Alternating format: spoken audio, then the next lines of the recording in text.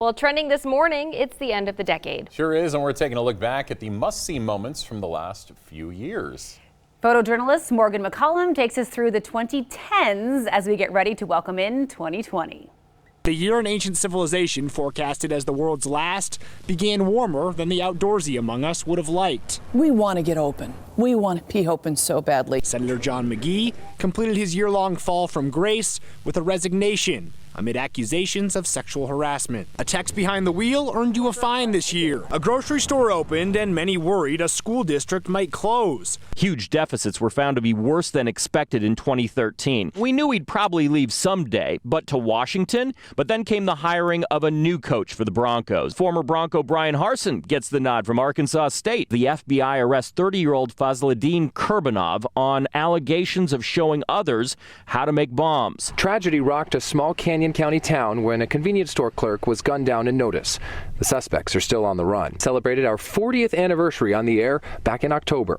Many of you checked out our photo gallery of historic pictures and how anchors and reporters' hairstyles changed over the years. Occupiers holed up inside the Malheur National Wildlife Refuge. A few weeks later, at a police roadblock, 2 Oregon State troopers shot and killed Lavoy Finicum. Occupiers Ammon and Ryan Bundy and 5 others were exonerated on all charges related to the occupation. And it was big news across the country when Boise pastor Saeed Abedini was one of 4 Americans released in Iran on January 16th. The Table Rock fire broke out close to midnight on June 29th, scorching a 4-square-mile area that's about 2,500 acres. 1 home burned. Firefighters quickly determined fireworks were responsible for that fire.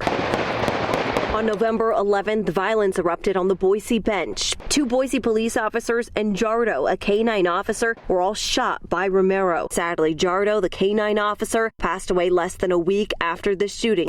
Snowmageddon 2017 was a headache from Ontario to Twin Falls. A military judge ruling Haley native Army Sergeant Bo Bergdahl would not serve any prison time for walking off his post in Afghanistan.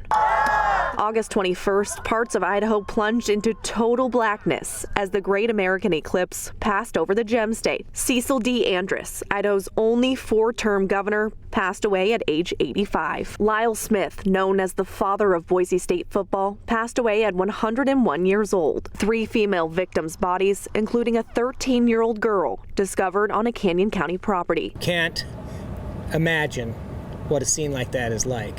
Police still looking for the man they believe is responsible, Gerald Michael Bollinger. We learned Boise State University President Bob Krustra plans to retire in the new year. Idaho's first satellite blasted into space thanks to a dedicated team of undergraduates at Northwest Nazarene University. A herd of 50 pronghorn antelope found dead in Payette. The culprit? The toxic shrub, the Japanese yew. A Meridian man's pet squirrel attacking a would-be burglar in his home.